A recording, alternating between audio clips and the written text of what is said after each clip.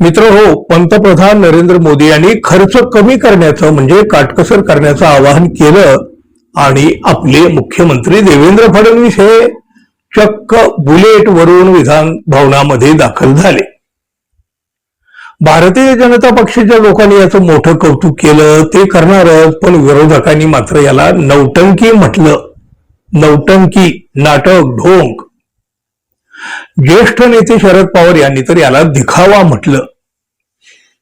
पंतप्रधान नरेंद्र मोदी यांनी केलेलं आवाहन गांभीर्याने घेण्याची गरज आहे, पण त्यावर नेत्यांनी देखावा करू नये. ताफा सोडणाऱ्यांनी 2 दिवसाचा देखावा करू नये. 1 किंवा 2 दिवसाच्या बचतीनं काहीही होणार नाही. मुख्यमंत्री उद्यापासून रोज मंत्रालयामध्ये बाईक वरून आले तर लोक गांभीर्याने घेतील असं सुद्धा शरद पवार म्हणाले. पंतप्रधान मोदी यांनी केलेल्या आवाहनानंतर कुणी गाड्यांचा ताफा कमी करतोय तर कुणी चालत ऑफिसला जातोय, पण ताफा सोडणाऱ्या मंत्र्यांनी देखावा करू नये, त्यामध्ये सातत्य दाखवावं. एका मंत्र्यानं जाहीर केलं की मी मंत्री आहे पण मी कार कमी केल्या.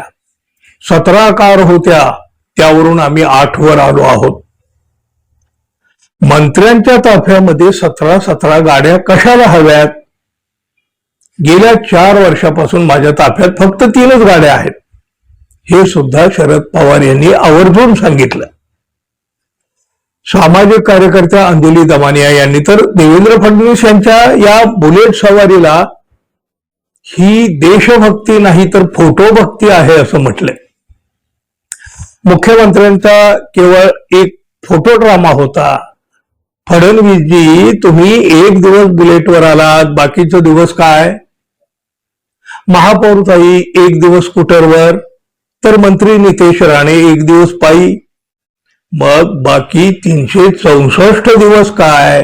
असा सवाल करीत अंजली दमानिया यांनी हे सगळे फक्त ड्रामा करीत असल्याचा आरोप केला. त्याबरोबरच ही देशभक्ती नाही, ही फोटोभक्ती आहे अशी टीकाही त्यांनी केली. एवढंच नाही तर कायमचा काफिला बंद करा, म्हणजे ताफा बंद करा, तेव्हाच खरी वाहवा मिळेल आणि ती खरी देशभक्ती होईल असं आवाहन सुद्धा अंजली दमानिया यांनी केलं. फडणवीस यांच्या बुलेट सवारीची खिल्ली विरोधकांनी तर उडवलेलीच आहे हो, पण सोशल मीडियावर सुद्धा वेगवेगळ्या प्रकारानं टीका होताना दिसते. सर्वसामान्य माणूस सुद्धा याकडे देखाव्याचा प्रकार म्हणून पाहायला लागलेला आहे. मला मंत्र्यांच्या प्रत्येक गोष्टीवर जनतेचा अफाट पैसा उधळला जातो. ऐशारामाची प्रत्येक गोष्ट जनतेच्या पैशातून केली जाते, जणू काही हे जनतेच्या पैशाचे मालक असतात.